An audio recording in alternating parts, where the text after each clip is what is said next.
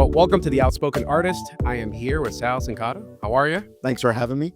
ShutterFest 2025 is my first one. This is a phenomenal. Yeah, one. what's your like gut reaction to it? It's different, right? It's different. Now I've been to Imaging a couple of times. I went to Peculiar. That's a very unique conference as well. Now this one, people are creating art consistently. Like it was midnight last night. I'm over there by the main entrance, and people are just shooting. They're going till 2, 3 o'clock in the morning.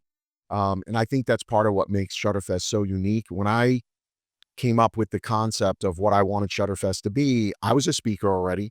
I was speaking at WPPI, Imaging, and I felt like those conferences were death by PowerPoint. Oh my God. Yeah. And right, I mean, and if you think about it as a creative, how do you teach someone to be a creative via PowerPoint?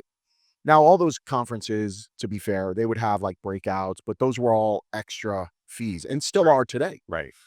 And I thought, man, and then you have these micro conferences that were out there, things like After Dark, and were all great conferences, but they were a little bit more micro conferences, very disorganized, as you would expect from creatives, right? Just come and create art.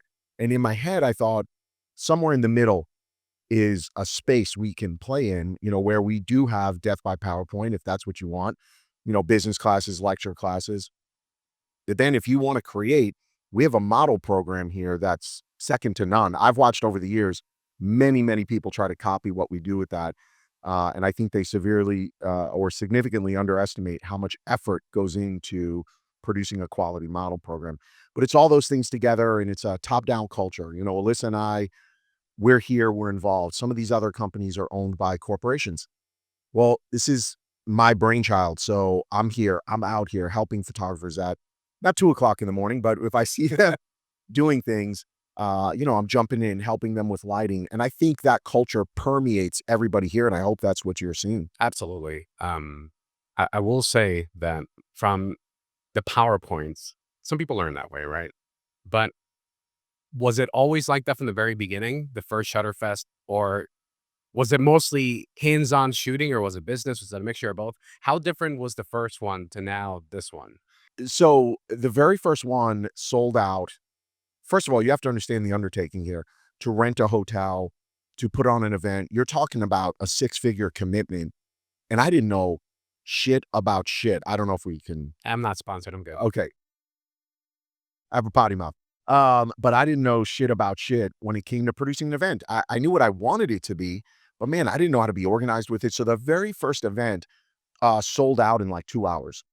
We limited it to, I think it was 300 or 400 people. We charged $59 for tickets. And I told people, if you show up, I'll give you your money back. That was our first event because I didn't know if people would even show up to this crazy idea of ShutterFest. We sell it out in 2 hours.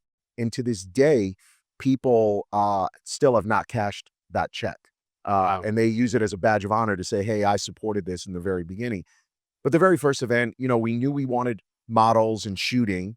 We knew we didn't want death by PowerPoint.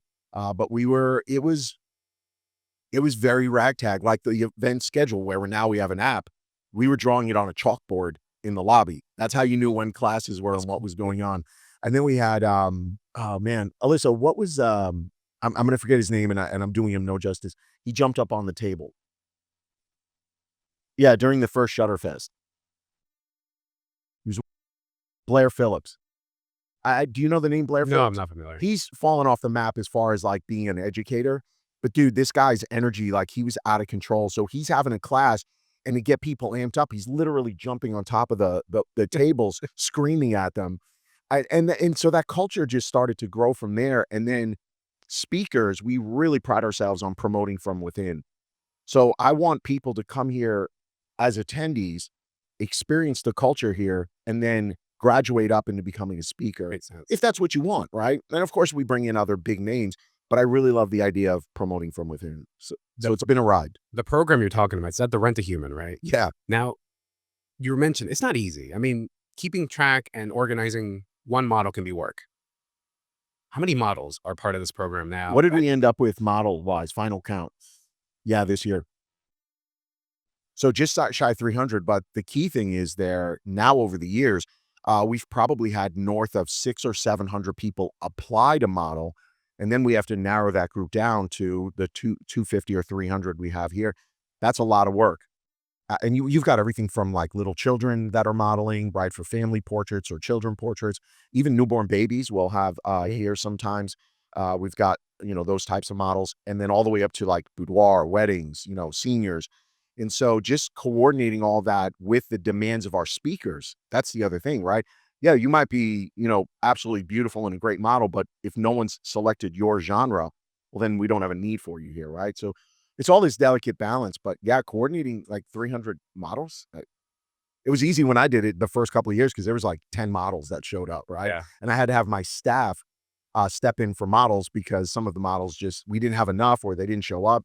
So my poor staff at the time had to step in and become models as well as produce the event. So I heard in the podcast that you absolutely love the operational side of business. So you manage all the schedule, right? This is all you managing all these no models? more. One day in the past, it used to be, but thank God for my team. They are the ones handling it and volunteers as well. Those guys, I can't give them enough kudos because without them, we wouldn't be able to do what we do. It's So too big now. so who's overall the team for ShutterFest? Yeah, a lot of people don't realize this. The core team for Shutterfest is 3 people. It's my wife, Alyssa. It's Alicia Simpson. She's my lead designer. She's been with us for almost 10 years. And then it's junior designer, Molly, who is also, she's only with us about 2 years now. So typically the core team is only 3 people. I can't sit here and with vibrato and say it's all me. I think I think they don't want me involved anymore because I'm a distraction. So it's really them who run the core event, and I'm sort of the dancing monkey, so to speak. What do you think is a misconception about this conference versus other ones? That's a great question. A lot of people, the feedback I'll get from new people when they get here, because I'm always curious, like, A, how did you get here? Yeah. And long answer to your question is probably 85 to 90% of the people who are here as newbies, when we ask them during their ticket purchase, how did you hear about the event? 85 to 90% say a friend, Hmm. which is again a testament to the community because they're spreading that word. But when I ask, hey, they'll say things like, well, I've heard about it for years. And I'm like, well, what took you so long to get here?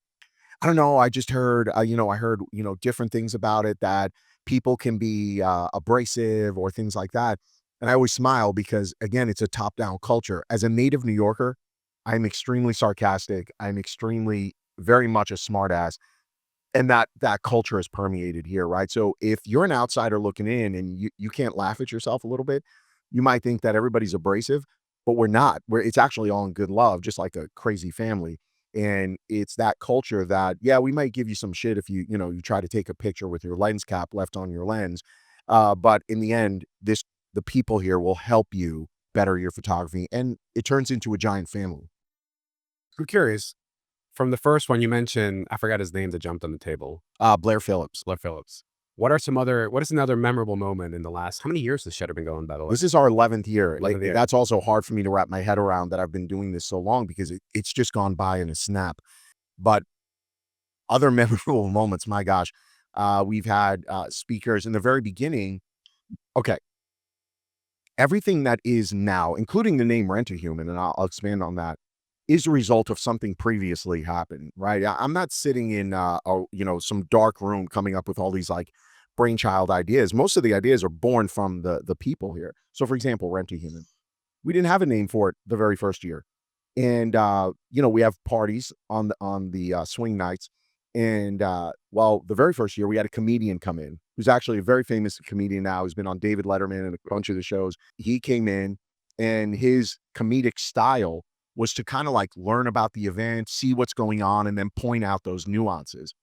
So of course, he roasted me for the first 10 minutes. I'm in the back of the room. This is what I mean. You have to have a good sense of humor to be around this crew. I'm like crying. He is his a caricature, if you will, of me was hilarious and spot on, just making fun of me. But he's like, and what's going on over here? I'm walking around the event and I see all these humans being rented. What kind of thing is that? And dude, that's where it was born. So the model program turned into Rent a Human. So there's history there. Just things like that. That's how they were born. After hour shoots. The reason people shoot till 2:00 in the morning, 3:00 in the morning is because the very first and second year, my speakers here unprompted by us, they're just like, fuck it. I feel like shooting tonight. It's 1 o'clock in the morning. Who wants to go outside and do a whatever, a high school senior shoot? They'd grab models, grab attendees, and go outside. This has now permeated the event and become part of the culture. And when I go to other events, I don't see that there. I don't know why. There's nothing stopping them. But, I think it's the event in combination with the hotel. They give us full reign here, and it's a They noticed. historic property. People have asked us, will you take this to another city? Well, we can't, because we will never get this type of latitude anyplace else the way we get it here. No, I've walked around this place and had some people give me the tour. I saw where the Ferris wheel is and everything else. And this place is so photogenic. Oh yeah. You can literally go and get any kind of photo, especially with this. Why this building? Has this been since day one, or how did you get this? No, this wasn't day one. So when day one was probably the scariest moment in my life. It was Hilton Ballpark was the original Okay. one. Now the hotel ownership, it owns both properties, but we weren't big enough for anything here with, a couple of hundred people. And at the time, when we approached them about the event, I mean, the terms scared the shit out of me. I had to sign a 6-figure contract because, I don't know, most people probably don't realize this, but when you're producing an event, these venues don't make money on the ballroom rentals, really. They make money on hotel rentals, right? So all the hotels care about are room nights. How many room nights is your event going to provide our hotel? Because then they have calculations of food and beverage and all that other stuff. So at the time, we had to guarantee that, hey, if we don't sell enough rooms, I owe you a check at the end of this. And it was for like $100,000 or $150,000. Well, at the time, that would have fucking bankrupted me. And so I remember sitting there, and it was with Alyssa. She was there from the very beginning, and a couple other members of my staff at the time who were no longer with us, staring at this piece of paper. And I looked at them and I said, am I crazy, or can we do this? And all of them at the time were like, well, yeah, you're fucking crazy, but we can do this. And I signed off on that piece of paper.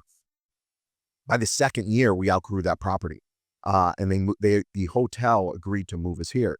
Now, I will tell you, the hotel, this is why we're also so loyal.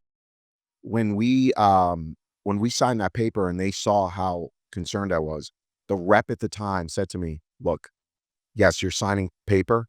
We will work with you to make sure your event is a success. And they did, man. They were gracious in, some of the discounts they offered us on food and beverage and discounts on, staff hotel rooms. And to this day, even though those sales reps have left, I'm still in contact with them because those are the relationships that we have forged. It's just been an incredible ride. You're all very. I noticed when Alyssa was walking around giving all the vendors a little gift, made chocolate with the word Shutter. The focus spider, it said, we don't want to eat this. How could you do this? It's like a piece of art. It's like, dang it, man. It's very nice. I saw that she was helping somebody else, and I see everybody helping her. I like that. Yeah. I really do, because nothing against any other conference. It's just, it feels more personal. Yeah. And I'm all for that, because the world's not very personal. And It's true. seeing people just helping each other out. Yeah. I helped somebody hold a light stand yesterday. It was fun. Yeah. When I came up in the world of photography, a lot of people don't know this. When I came up in the world of photography, I came out of corporate. So I'm a business school graduate, right? I've got my finance degree. So I see the world a little differently. I see it through the business side lens, but I also love photography. The first time I photographed something, I was 16 years old. Aunt had a dark room in her basement. I caught the bug, but I'm also from an Italian immigrant family. Actually, I'm half Italian, half Lebanese. Both sides of my family, my grandparents immigrated to this country for a better life, right? And what could be better for the American dream? But to that point, my parents were like, no, you're not going to be an artist. You're going to law school. Right? So that was my path. But I always loved photography. And after, I don't know, 15 years or so in corporate America, I was like, this is not what I want to do anymore. I love photography. I'm going to take a shot at it. So that's how this all started, right? Is me doing. But when I first got to St. Louis, I was not welcomed with, warm embrace. It was very cliquey, very, right? People looking down on you. And this still happens today. This is not unique to me. It's not unique to St. Louis, where if you're starting up, everybody becomes very kind of gatekeeping Right. with their knowledge. And it was the same thing when I would go to trade shows. I'd go to trade shows and they'd give you a little bit of knowledge. And then, hey, if you buy my 5 CD set in the back of the room, you'll learn more. I wanted us to be everything but that. Okay. So, a lot of things people don't see. We have our speaker meeting. I'm telling the speakers, here's what I expect out of you. I expect you to be available to these people. I expect you not to overly sell. I get it. Everybody's got to make money, but I don't want you just pushing that. Lay it all out on the line. And what you will do is build a tribe of rabid fans. Right. And that is what has happened. That is what has happened to us and my brand. Look, it's not a shock. The people either love me or they despise me. There is no middle area. And 90% of the people who despise me have never met me. I've never had 2 words exchanged with me. And I think that's normal, especially in today's day and age. But I want to go back to when I first got here. No one would help me. Stupid shit. Like, at the time, like, what's raw? What was a raw file? I didn't know at the time, right? This is 18 years ago. No one would help me. I wouldn't get invited to local meetups with other photographers. Just stupid shit. And I will never forget the kindness that one photographer extended to me. And he's no longer in business, which is sad because he was an incredibly talented photographer. I needed help learning how to print. I wanted to print on my own. I thought that Right. was so cool. And I couldn't figure it out. There was nothing online. YouTube wasn't really a thing 18 years ago. And he's like, hey, I'll tell you what, you buy me lunch, come to my studio. I will tell you whatever questions you have. And I never forgot his kindness. That message, that moment is what you feel here at this event. Because as I walk through this event, I'm approachable. I will answer any question you have. No bullshit where I'm just telling you half of an answer or sign up for my course. None of that stuff. I want you to leave here and be mentally and physically exhausted. And as we sit here day one, I am mentally and physically exhausted already. So You mentioned the kindness. What started this podcast was me going to the trade shows, imaging in this case, met some wonderful people. They shared so much knowledge with me willfully. And then I thought to myself, man, people need to know some of these folks because they know their art. They follow them on Instagram, but do they know the artist or whoever is right. behind the person that I met? And that stuck with me. And even to this day, when people ask me questions, I'm like, look, I'll answer whatever I can. Shoot me a message. I will respond. Yeah. Same. And you know me, I'm doing voice notes now because first of all, I don't have time to type. I'm like, F that, man. I don't want to deal with the keyboard. But I also think it's more personal Yeah. because people remember that stuff. And I got to your guerrilla marketing class about probably halfway through, and you were talking about the simplicity of like, the sidewalk, used to chalk paint, do this, do that. And I'm like, you know what it is? It's practical. I mean, if you just do something that's unconventional versus what everybody else is doing, you're doing something that's not conventional. Right. Um, I tell you what, when I first started learning about this, and I'm like, Sal, I see the things on Sal. I'm like, social media, social media. I'm like, all right, let me figure out what's going on. I saw some underwater stuff. I'm like, wow, okay, all right, drama, man. Oh, it's all Oh drama. my god, drama.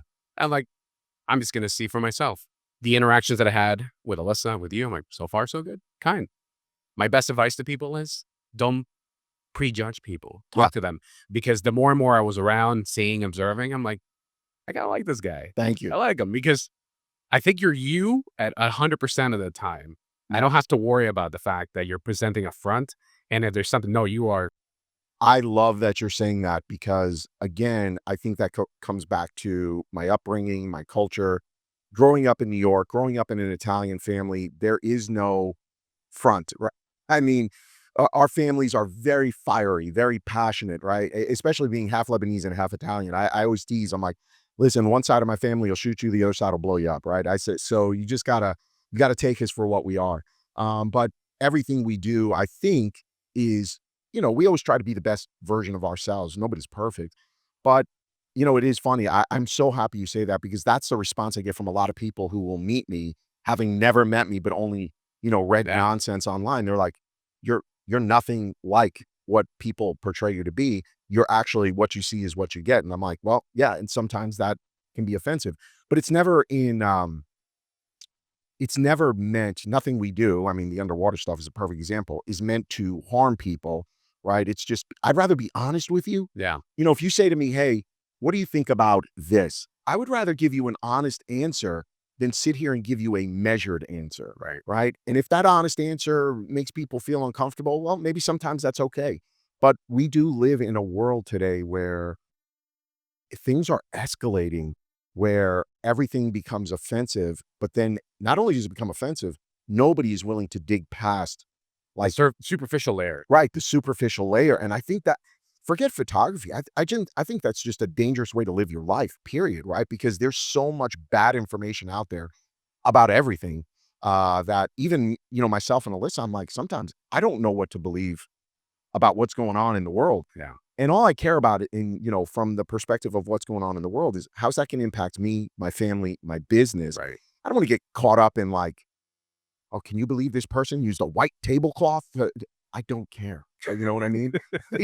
I really don't care. How is that going to impact my business or my life or my family? Oh, not at all. Then I got a million other things to worry about. No, absolutely. I tell people so much easier, and I learned this because you grow. You're supposed to grow. As every decade, you should be a better version of yourself. It's so much easier if you're honest because you don't have to keep track of shit. Yeah. Oh, I have a horrible memory. If So I somebody can't tells remember. me, "Oh, you told me this, and this," okay, I did. Those are my words. Yes. But when, Sounds like something I would say. yeah, when you start to beat around the bush and it's like that, then you have to keep track of things. It's more work. But it's also, look, this topic or this conversation we're having is relative to your photography as well, Yeah. your style of photography, as well as the way you run your business, the way you interact with your friends and family. Here's what I want. I'm 55. Someday I won't be here. I hope ShutterFest continues on past me, and somebody else takes the reins in the future, and the culture continues. But when I think back, like, what are people going to remember about me? What are people going to think about me? My friends, my family, those are the ones I care about, not people I've never met before, on a keyboard in, New Zealand. Nothing against New Zealand. First thing that popped into my head. But what I care about most is that I can look myself in the mirror in the morning and know that I've tried to take care of the people who are around me, who are in my circle, and I've done everything in my power to be the best version of me possible and be true. And this also matters in your photography. So many photographers I meet with, they're like, well, I really like, off-camera flash, right? My style of photography, if you look at it, it's very dramatic, very moody. But not all clients are going to like that. Some clients like light and airy photography, right? Right. So you, as a creative, you're kind of in this weird spot. Are you going to try to be everything to everyone? Well, I'm going to do light and airy because you like light and airy. And I'm going to do dark and dramatic because you like dark and dramatic. Or are you going to be true to you, true to your art, true to your vision, and just pick a style, right? And so for me, we've made a living and a career off going, this is my style, dark and dramatic. First of all, I fucking love it. And I'm going to find clients who love it. And if I'm true to my clients and true to my style and brand, I'm going to be successful no matter where I Oh, go, yeah. right? Because those people are going to find me because you're the expert at that, or the perceived expert at that. And that, I think, if more photographers did that and just go, here's what I'm going to do, here's who I'm going to be, both in business and my craft, you'd be very successful. I think a lot of people don't know their brand. They have to step up and be the brand. You're your brand. I am my brand. Alyssa's a brand. Yep. I have a brand. If you don't tell the world what your brand is, somebody else is going to do it. That's right. And it's probably not going to go in your favor. No, it is not going to end the way you want it to end. People will, you can't go and ask people for money. And in part of the class you walked into with us, I was talking about the way you present yourself, right? A lot of times photographers will show up to client meetings and they look homeless. And it's like, guys, if you are, the average wedding photographer in the United States charges between $2,000 and $3,000. So what makes the photographer who's charging $10,000 better? I don't know, right? But do they really know lighting that much better? Do they got some kind of special camera? A lot of the times there are incredibly talented artists that are charging sub $2,000 for a wedding, or charging $400 for a portrait session, and they deliver all the digital files. And I look at their work sometimes and I'm like, holy shit, this person's more talented than I am. So why are they broke? Why are they a starving artist? Well, it's because they don't understand the business side of it. They don't understand that perception is reality. Right. And if you charge $400, and I'm just picking that number, and you're just delivering digital files, you are telling the world through your pricing that you're not good, right? And if you're charging $20,000 for a wedding, true or not, you're telling the world you're the best at it, right? I mean, because pricing matters. Can you imagine if would Louis Vuitton be seen as a luxury brand if they were charging $25 for a bag? No. No. Now it's funny, right? The conversation that's going on right now with China and everything else, where people are making TikTok showing that hey, your luxury bag's being made in China for $5 or whatever the number is. I don't think it matters. I don't think people who buy luxury items care Where's how much it that? costs to make Yeah. or where it's made. What they care about, the word is exclusivity. Yeah. Do I want to work with a photographer who Susie, my cousin, can hire? We have to have. I mean, are you a wedding photographer at all? No, I did weddings, Oh, but I long left weddings. yeah. Well, good for you. But think about a bride's mindset. They want to work with somebody who nobody else can have this person, right? Oh, my ribbon is imported from France to make the invitations, right? They want exclusivity. Pricing is a big part of exclusivity, and I think photographers have to figure that out. I think also when it comes to understanding your client, let's talk luxury, right? First thing I noticed when I saw Alyssa, Tiffany's. Yeah. Tiffany's is not just the piece you're getting, it's the experience. Right. Whether you go to a place whether here or you go to the Landmark in New York, they make you feel That's right. phenomenal. Yeah. They charge you more because then they have more money to make your experience better. And people don't understand that because they never see themselves paying Bingo. $5,000. If you think, I don't know, I will never pay, you're never going to charge $5,000. That's right. Because you're not your own client. Right. And I think that's something that I've pushed out there, whether it's been on my, creative live classes that I've taught over the years. People are not buying your photography per se. When they see your image online, they've already made the mental decision. I like this picture. They may not know what they like about it. No client's going to come to you and be like, oh man, the way you used your bokeh for your no. Yeah, did you use a 50 millimeter 1.2 on that or 36 modifier? Right. No, nobody knows that, right? They either like it or they don't. So once they get to the point they like it, they probably like 3, 4, 5 different photographers' work. Yeah. They're going to go meet with those clients, call those photographers, meet with those photographers. So what seals the deal? What's going to seal the deal is the experience. Right. People want to feel like yeah, he's more expensive, Sal. I am by far the most expensive photographer in St. Louis. At least I'm in the top 5. So why do people hire me when they can hire a $500 photographer? It's because of the experience we give our clients, right? Why am I going to buy, a $1,500 pair of shoes versus a $20 pair of shoes? It's not just the shoes. It's how the shoes make me feel. It's how the experience of purchasing those shoes make me feel. It's all those things combined. And photographers got to wrap their head around that you are not just selling a piece of photographic paper. You are not just selling the click, right, of that camera. You are selling the entire experience. And that starts at the initial phone call, initial email. Right. Are you taking a fucking week to respond to people? Are they getting tangible things? Right. You can only, digital files are only so valuable. Yeah. I'm going to put that in my drawer. So we don't do that. We won't offer digital only as a solution to our clients. We're like, and do we get phone calls where people ask for that? Of course we do. We get the same phone calls every other photographer gets. Instead, what we do when that phone call comes in is we reframe the conversation. Yes, we offer digitals in our top package, but please understand, we are a full service studio. We believe in delivering archival products that will last your family for generations to come. It's a powerful statement.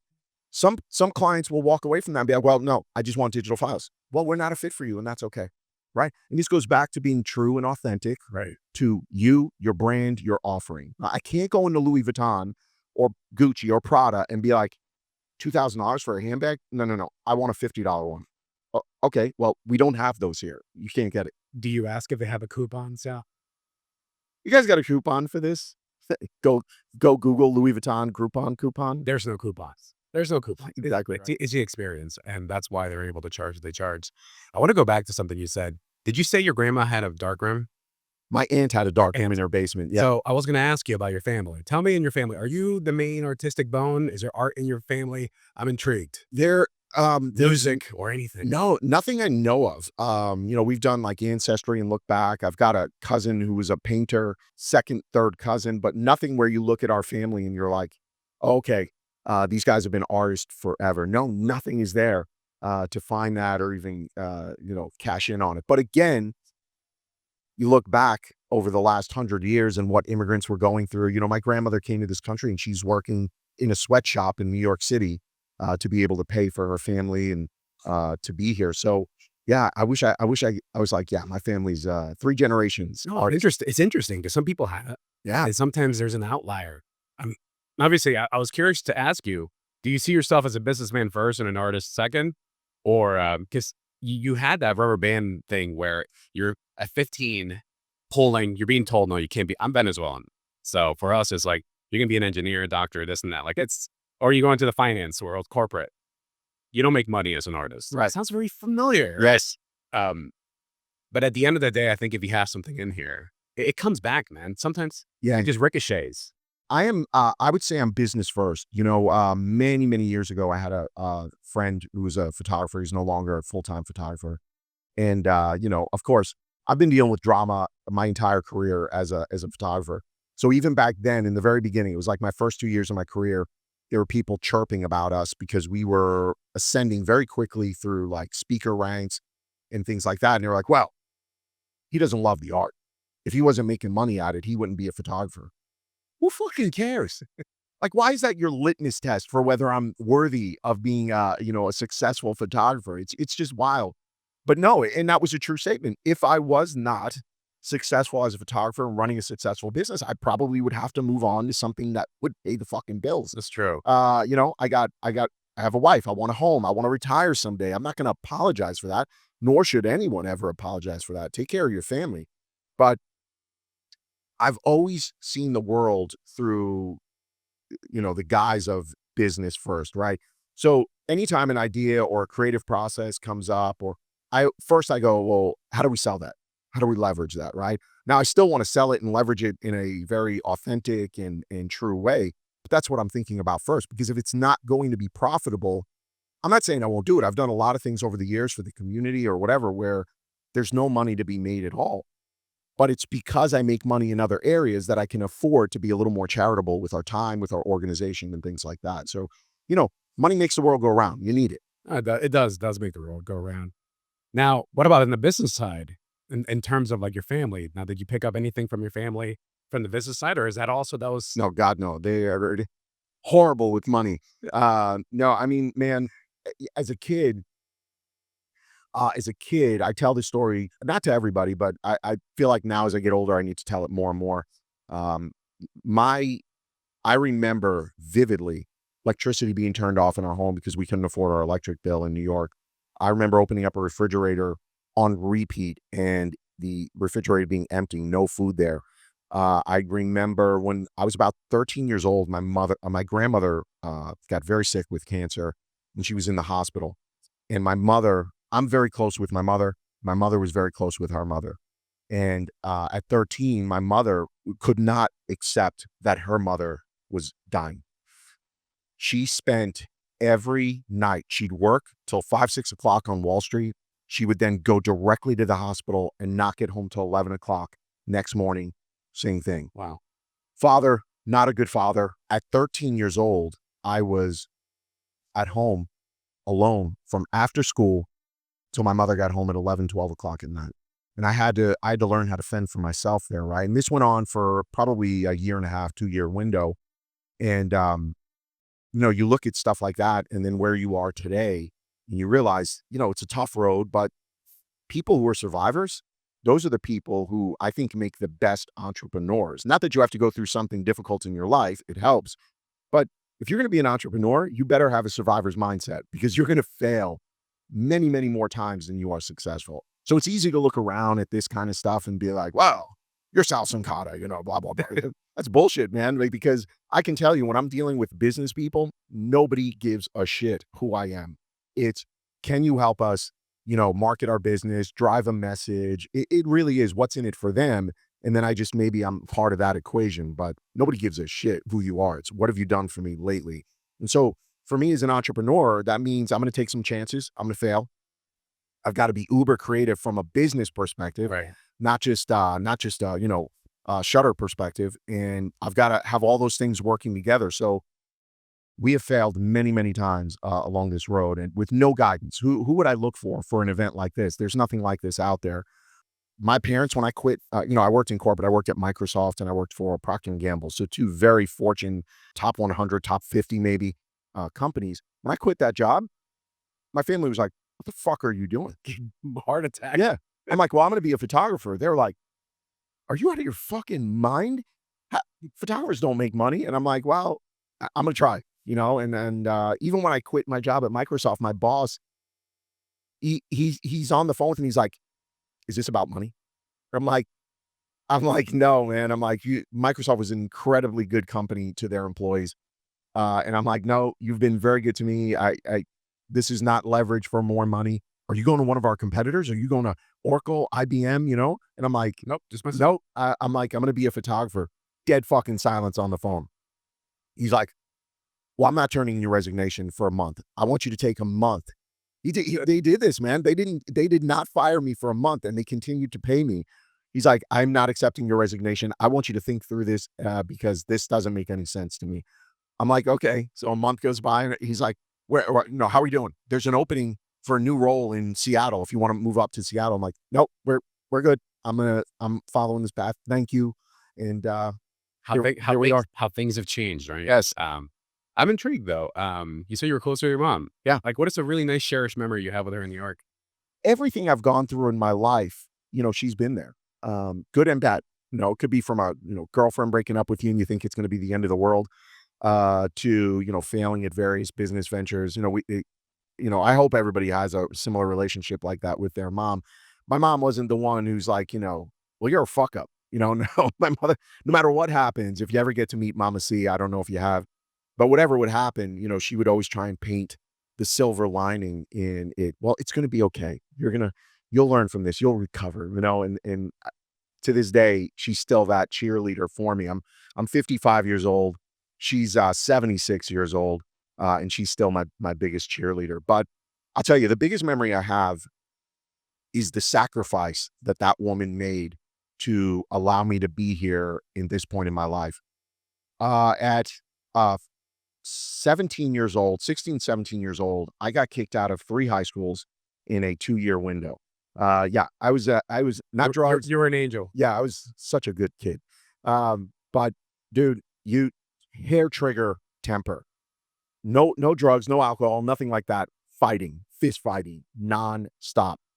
So I get kicked out of 3 schools, and the only school that will accept me is a military academy, New York Military Academy. So my mother threatens me. She's like, if you don't knock this off, I'm going to send you to military school. And I was like, good, go ahead. And she fucking did. So I get there. My mother had to cash in her entire retirement fund. Wow. To afford tuition because it's not an inexpensive school. And I was probably by far one of the poorest kids. I mean, when you think of the alumni that have graduated from there, you're talking about like, we had the Prince of Saudi Arabia, their kids were there, right? Big money school, government officials, their kids were there at that boarding school. And, it's a full ROTC program. So you learned how to be a man. But the takeaway there, that school changed how they dealt with me. So instead of treating me as a troubled adolescent, they treated me as a leader who was mentally not being stimulated. And this is what they told my mother at the time. They're like, there's nothing wrong with your son.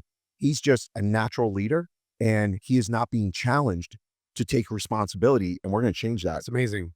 And they did. The change in perspective. They changed how they dealt with me. So at 16 and 17 years old, I was being promoted to leadership positions where you're managing other kids your age. Can you imagine being 16 years old and having to control another 50, 16-year-olds, tell them they got to make their bed, tell them their shoes aren't shined correctly.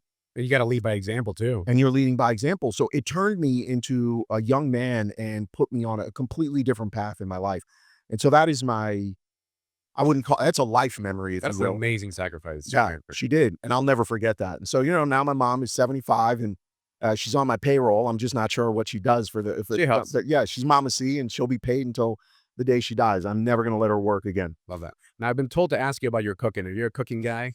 If I wasn't a photographer, I'd be a chef. I'll tell you that right now. What's your favorite dish? Tell me.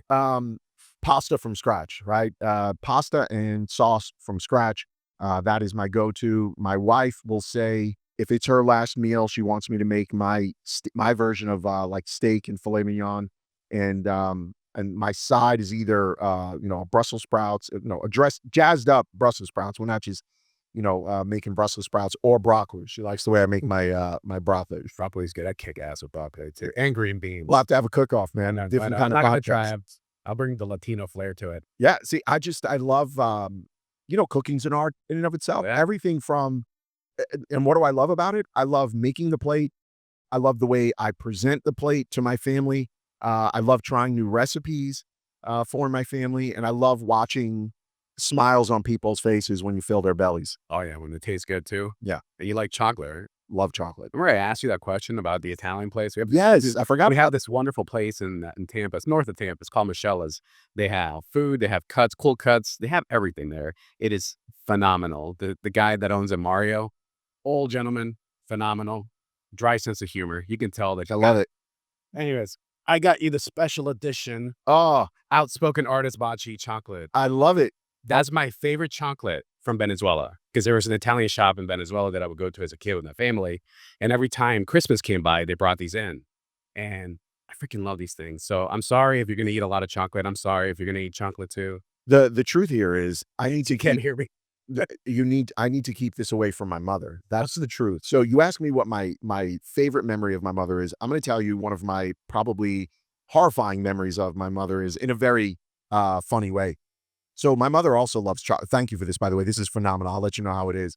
My mother, as a kid, this is a true story. She would buy me an Easter bunny for Easter, right? And I'd open up the Easter bunny chocolate, ears were missing every single fucking year because she could not have that chocolate and not eat the ears. And to this day, my mother, if there is chocolate around, she will eat it. And if it's in my house, she'll leave an IOU. She'll be like, sorry, I ate the last year chocolate. You're nodding. Like, Yeah. These are facts, my friend. this is great. This is great. I didn't ask you anything about Disruptor. Yeah. I was telling myself, shit, don't forget. But this conversation has been so great. Real quick, tell people Disruptor is a venture. Tell me. It is a venture. Again, you see a lot of people in the world of photography, not even the world of photography, just business, right? You're scrolling through Instagram and you see some 21-year-old, like, what if I told you in 5 easy steps, you could make 7 figures in 2 weeks? And I'm just like, you got to be fucking kidding me, dude. You're still in your mom's basement. Like, are you really selling business advice? Have you ever run a freaking business? So for us, it's this natural evolution of what we've seen over the years. So obviously we run an actual photography studio. We run a conference that we have to market for. And we have a photo studio that we have to market for. And when you think about where photographers struggle, their number one pain point, it is marketing. Without a doubt, they're great at their craft, but they are horrible at making the phone ring, horrible at generating leads. And so we started a company just this past year. It's 1 year old actually at ShutterFest. And we've already signed up over 200 photography studios Wow, that congrats. we are doing marketing for them, full marketing campaigns, Facebook, Google ads, things like that. And so, if you can throw the link up, that'd be great. But it's disruptormarketing.io. And price point is very reasonable for what they get. And we don't have annual contracts because my philosophy, again, is if it's not working for you, I don't want you to feel like you're locked into something that's not working. So the response to it from the community has been really, really warm and strong.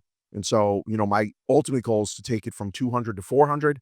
And then from there, I want to go after beauty salons and other small businesses, doctors' offices, law offices, because I think marketing is going to be what everyone in the future requires. But social media is going to be different in the next 2 or 3 years. We're all seeing it. We're living it right now. I believe it.